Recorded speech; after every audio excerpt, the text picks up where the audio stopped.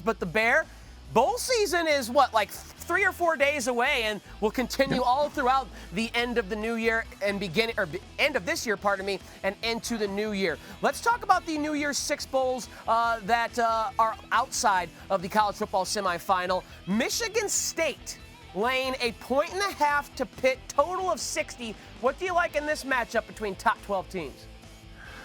Well, this was a game early on that I spoke about that I thought the total in this game was really, really low. I thought this would be, you looked at the Pitt offense against the worst pass defense in the country, Michigan State.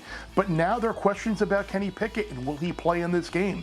It's a hard game to play because of that. I mean, this game actually opened up with Pitt as about a 3-point favorite or so, and it's flipped all the way 4.5 points or so now because of the news about Kenny Pickett and his indecisiveness on whether he's going to play, whether he's not going to play. So it's a hard game to play right now. Initially, I like the over, but until we find out for sure, this would be a pass for me now.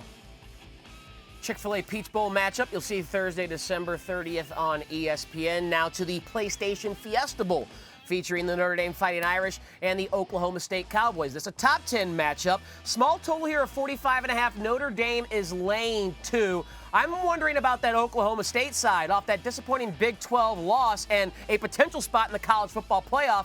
Do you think you can back the Cowpokes here, or are you a Golden Domer?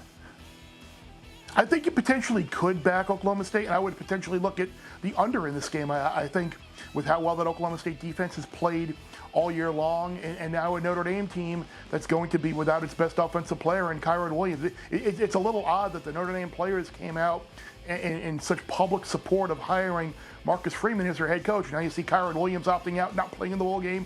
Kyle Hamilton not playing in the bowl game. So the players that wanted Marcus Freeman to be the coach and obviously succeed, a couple of big players on that team aren't going to play. And it's such a tough thing to get behind here, because again, until you get opt-out information, the story of the bowl season is going to kind of be like to try and guess what teams are going to have opt-outs and what teams aren't, to basically get ahead of the number. If I had to play this game right now, I would play Oklahoma State, because I do think that defense has played well all year long, and I don't think there's going to be too much of a letdown. There's a chance for Oklahoma State to have a 12-win season and win a New Year's Six bowl game. So I could get behind the under and Oklahoma State here. All right. How about the team that beat Oklahoma State in the Big 12 title game? That, of course, would be the Baylor Bears. In the All-State Sugar Bowl, they will match up with Lane Kiffin and Ole Miss.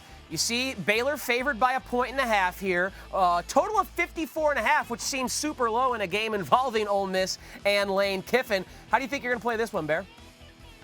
It might seem super low, but I think the Ole Miss totals have been overpriced all season long. We've seen a good number of their games, especially late in the year. The Egg Bowl, the Texas A&M game, both of those games went under. So it would not surprise me at all to see the Ole Miss offense kind of struggle a bit against Dave Aranda and that Baylor defense, which has been so physical and helped lead that team with a couple of great goal line plays there to a Big 12 title. I can get behind Baylor here, laying the points, and I would lean towards that under, even though it does seem kind of low. 54 seems low, but like I said, we've seen the Ole Miss offense kind of get shut down a little bit late in the year because of Matt Corral's help and some other players on that offense.